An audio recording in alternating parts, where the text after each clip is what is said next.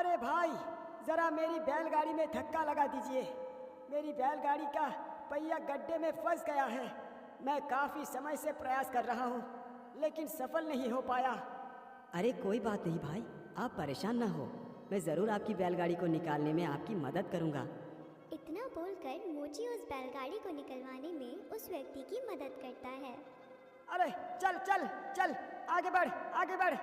हीरा, बस गाड़ी आगे निकलने ही वाली है। चल चल, बस और बढ़ता जा।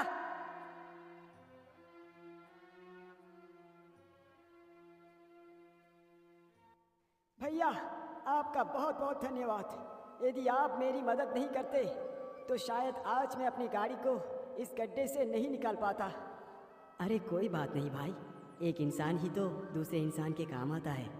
इतना बोलकर वह मोची बाजार की ओर चला जाता है।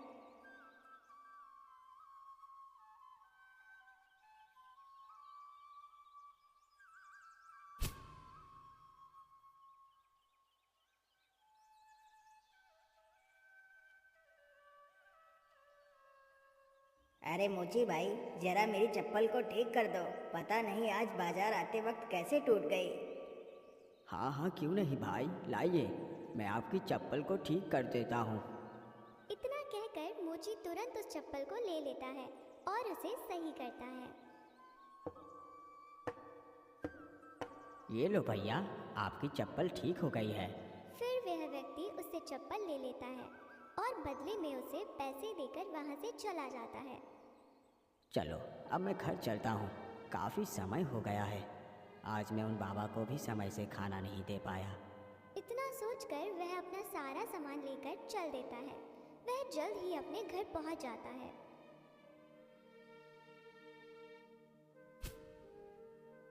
चलो अब मैं जल्दी से खाना लेकर उन बाबा के पास चलता हूँ। मोची जल्द ही एक थाली में खाना लेकर चल देता है।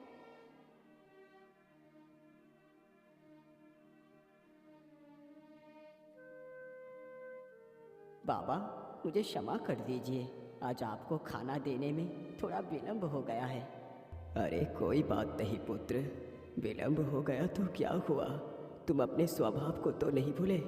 इस भूखे को खाना खिलाने के लिए तुम्हारा कल्याण हो पुत्र।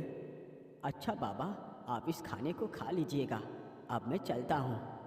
माखन मोची बहुत ही गरीब था, लेकिन वह स्वभाव से बहुत दयालु तथा निष्ठावान था। वह प्रतिदिन उस बूढ़े बाबा को भोजन खिलाता था।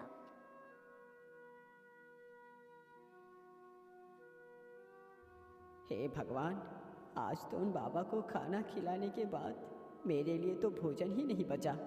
मैं अपने जीवन में अच्छे कर्म करना चाहता हूँ, दुखियों की मदद करना चाहता हूँ, भूखों को खाना खिलाना चाहता हूँ, परंतु मेरे पास तो खुद के खाने के लिए कुछ नहीं है।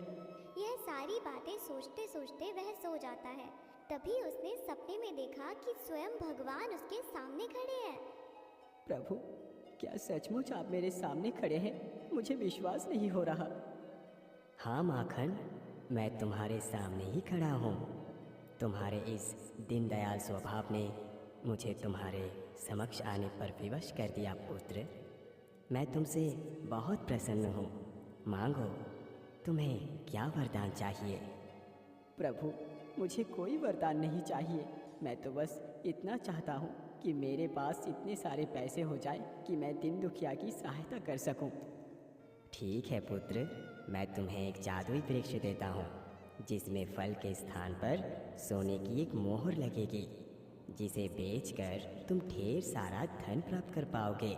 लेकिन याद रखना, उस धन के लालच में अपने स्वभाव को कभी मत भूलना, नहीं तो सब कुछ समाप्त हो जाएगा। इतना बोलकर भगवान वहां से गायब हो जाते हैं। अरे प्रभु, आप कहाँ चले गए?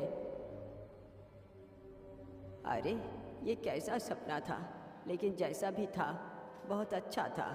काश कि ऐसा पेड़ मुझे सच में मिल जाता। माखन इतना कह ही रहा था कि तभी उसकी नज़र सामने रखे पौधे पर पड़ती है। अरे ये क्या, ये पौधा तो हूबहू वैसा ही है जैसा मेरे सपने में देखा था। तो इसका मतलब मैंने कोई सपना नहीं देखा था। ईश्वर ने सचमुच मुझे दर्शन देकर अपना आशीर्वाद दिया है। चलो मैं जल्दी से इस पौधे को अपने घर के बाहर लगा देता हूँ। माखन जल्दी ही जमीन में गड्ढा खोदकर पौधे को लगा देता है। मैंने पौधे को तो लगा दिया, चलो अब इसमें थोड़ा सा पानी भी डाल देता हूँ।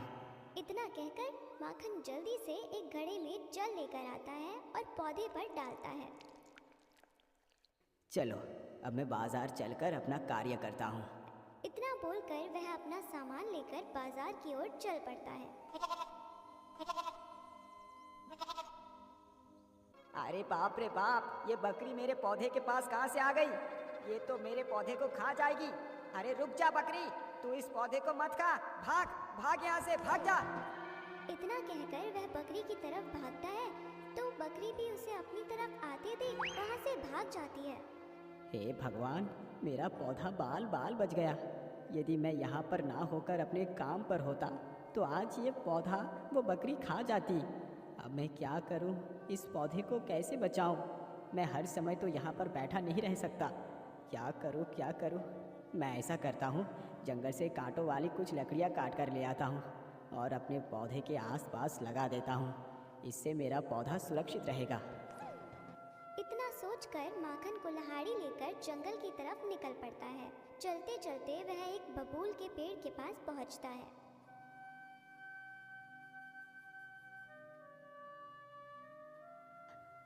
वैसे ये तो एक बबूल का वृक्ष है, मैं इस वृक्ष की टहनियों को काट लेता हूँ। इतना बोलकर वह पेड़ पर चढ़ जाता है और पेड़ की पतली कांटेदार टहनियों को काटने लगता है। हाँ, इतनी टहनियाँ मेरे वृक्ष के लिए पर्याप्त होगी। माखन जल्द ही उन सारी टहनियों को एकत्रित कर अपने घर की ओर चल देता है और जल्द ही अपने घर पहुंचकर उन कांटेदार टहनियों को अपने पौधे के आसपास लगा देता है। हाँ, अब ठीक है, अब मेरा पौधा एकदम सुरक्षित है। चलो अब मैं बाजार चलता हूँ। इसी प्रकार कई दिन गुजर जाते हैं।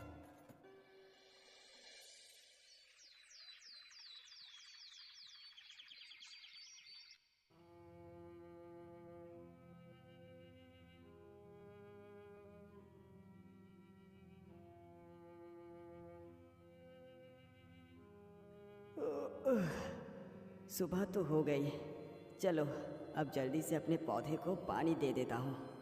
इतना बोल माखन घड़े में पानी लेकर बाहर जाता है। अरे वाह वाह वाह, मेरे पौधे में तो सच में एक सोने की मोहर लगी हुई है। अब मैं इसे बेचकर बहुत जल्द ही अमीर हो जाऊंगा। चलो अब मैं इस मोहर को तोड़कर बेचने के लिए चलता हूँ। माखन जल्दी ही उस सोने की मोहर को पौधे से तोड़ लेता है और बेचने के लिए चल पड़ता है।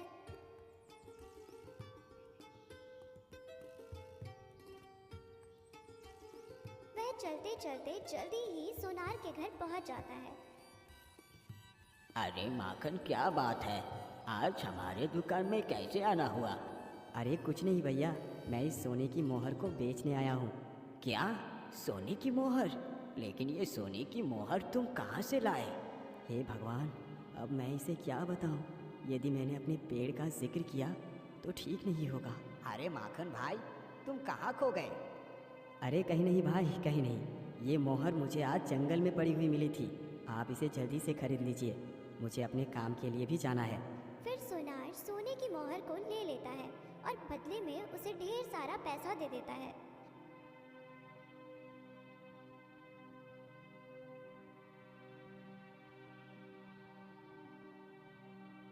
मैंने मोहर को तो बेच लिया।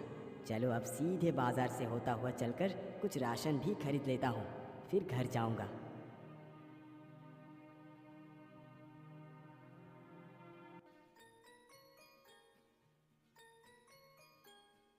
अरे भाई, ये टोकरी कितने पैसे में दे रहे हो? भैया, ये टोकरी 1 रुपए की है।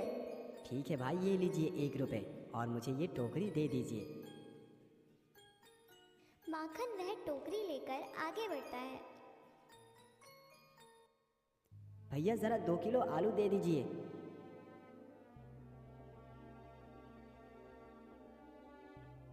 वह बाजार में टोकरी भरकर राशन खरीदता है और वापस अपने घर की ओर चला जाता है।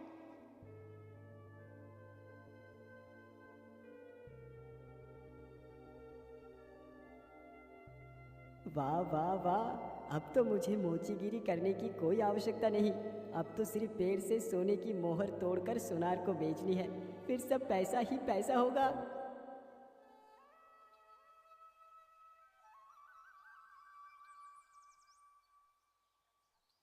माखन तुरंत ही मोहर को तोड़कर चल पड़ता है।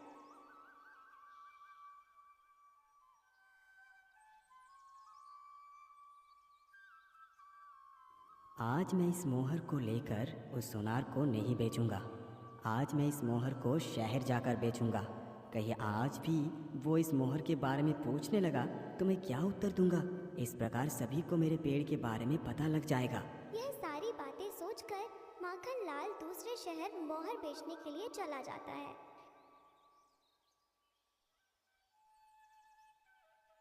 अरे ये क्या, माखन के घर में तो ताला लगा हुआ है।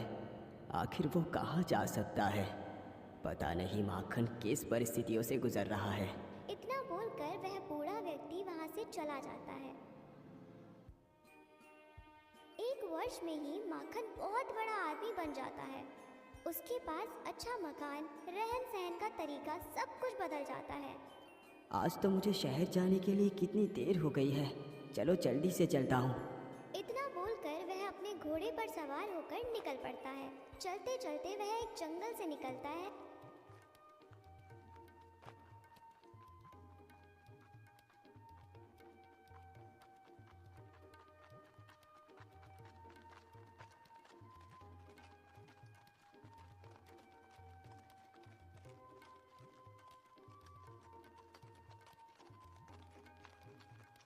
अरे बेटा, मैं 3 दिनों से भूखी हूँ।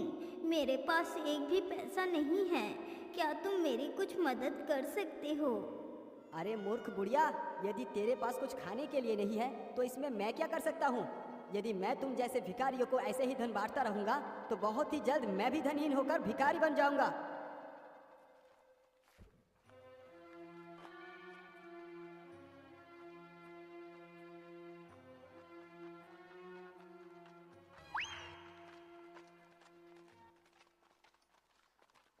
अरे रुक जा युवक, तू इतना बन ठन कर कहाँ जा रहा है? अरे रे रे, अरे बाप, ये भगवान, ये डाकू कहाँ से आ गया? अरे मूर्ख, मैंने तुझसे पूछा तू कौन है और कहाँ जा रहा है? तू चुपचाप बुत बना क्यों खड़ा है? अरे भाई, मेरा नाम माखन है और मैं शहर जा रहा हूँ। अरे वाह, नाम तो बड़ा अच्छा है, माखन। सुनो बेटा माखन, तुम्हारे पास जितना भी धन है चुपचाप निकाल कर हमें दे दो, नहीं तो आज हम तुम्हें माखन समझकर ही खा जाएंगे। ठीक है डाकू, आप मेरा सब कुछ ले लीजिए, लेकिन मुझे कुछ मत कीजिए। हाँ हाँ, जल्दी निकाल जो भी है तेरे पास, नहीं तो हम अपना हथियार निकाल लेंगे। न न नहीं डाकू भाई, इसकी आवश्यकता नहीं पड़ेगी। ये लीजिए मेरा सारा धन, इसमें 10 सोने की मोहरें हैं। इतना कहकर माखन अपने खजाने की पोटली डाकू को दे देता है। अच्छा डाकू भैया, अब मैं अपने घर वापस जाता हूँ। अरे रुक जा, तू अपना घोड़ा यहीं छोड़ कर जा। हमारे पास सिर्फ एक घोड़ा ही है, मुझे तेरा घोड़ा बहुत अच्छा लगा। हाँ हाँ, रख लीजिए, आप इस घोड़े को रख लीजिए। अच्छा, अब आप मुझे जाने की अनुमति दें। हाँ हाँ ठीक है, अब तुम जा सकते हो। अरे सरदार, मुझे इस युवक का सूट बहुत ही अच्छा लग रहा है। आप इसका सूट भी निकलवा लीजिए ना सरदार, इसे पहनकर मैं अपनी ससुराल जाऊंगा। कपड़े? लेकिन मैं अपने घर क्या नंगा होकर जाऊंगा? अरे तूने सुना नहीं, तेरा सूट इसे पसंद आ गया है। चुपचाप अपना सूट उतार कर दे और अपनी धोती पहन कर ही अपनी इज्जत बचाकर निकल ले यहाँ से। इस प्रकार वह डाकू माखन के कपड़े तक उतरवा लेता है।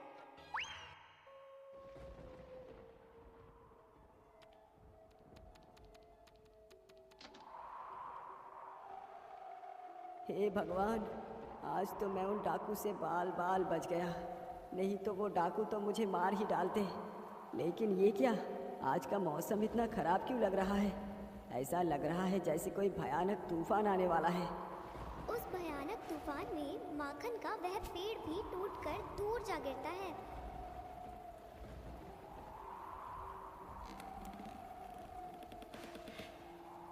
अरे बाप रे बाप, ये तो कितनी जोर का तूफान आया है।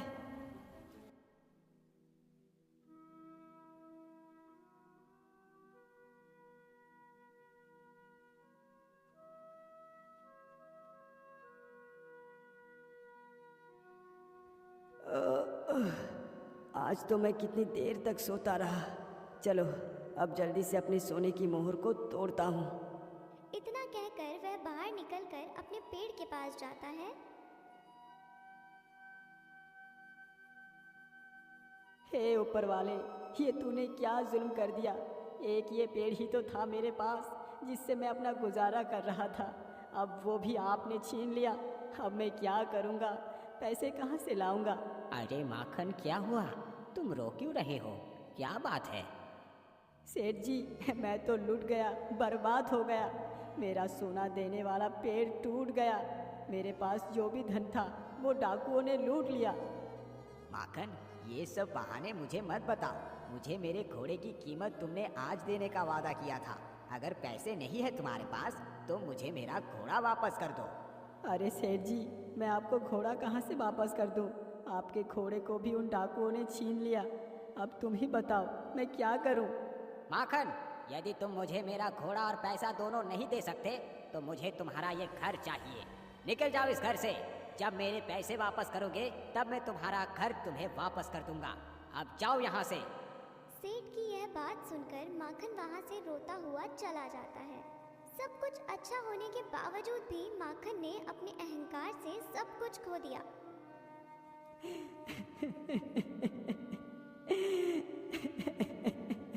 हे भगवान, मेरा बचा कुचा घर भी छीन लिया। अब मैं क्या करूं भगवान, आप ही बताइए। माखन, तुम ज्यादा परेशान मत हो। आज तुम्हारी जो दशा है, इस दशा की जिम्मेदार तुम खुद ही हो। लेकिन प्रभु, मेरी इस दशा का जिम्मेदार मैं खुद कैसे हुआ? माखन, मैंने तुम्हें वो जादुई पेड़ देते वक्त क्या कहा था? कुछ स्मरण है? ठीक है पुत्र, मैं तुम्हें एक जादुई वृक्ष देता हूँ जिसमें फल के स्थान पर सोने की एक मोहर लगेगी, जिसे बेचकर तुम ढेर सारा धन प्राप्त कर पाओगे। लेकिन याद रखना, उस धन के लालच में अपने स्वभाव को कभी मत भूलना, नहीं तो सब कुछ समाप्त हो जाएगा। कुछ स्मरण आया पुत्र, या मैं फिर से बताऊं? नहीं नहीं प्रभु, मुझे सब कुछ याद आ गया है। आपने सही कहा, मैं धन दौलत के नशे में चूर होकर कब अहंकारी और क्रूर हो गया, मुझे पता ही नहीं चला। प्रभु मुझे क्षमा कर दीजिए, मुझे क्षमा कर दीजिए प्रभु। तुम दुखी ना हो, मैं तुम्हारा खोया हुआ सारा सुख, वैभव, संपत्ति तुम्हें वापस कर देता हूँ। नहीं नहीं प्रभु, मुझे वो सुख वैभव नहीं चाहिए जिसे पाकर मैं अपने आप को ही भूल गया था। ऐसी संपत्ति मुझे नहीं चाहिए भगवान। आप मुझे मेरी पहले वाली जिंदगी वापस कर दीजिए। मैं मोचेगिरी करके ही खुश था। ठीक है माखन, तुम अपने घर जाओ। तुम्हारा घर अब पहले की तरह ही हो गया है और वो तुम्हारी प्रतीक्षा कर रहा है। हे प्रभु, आपका बहुत बहुत धन्यवाद।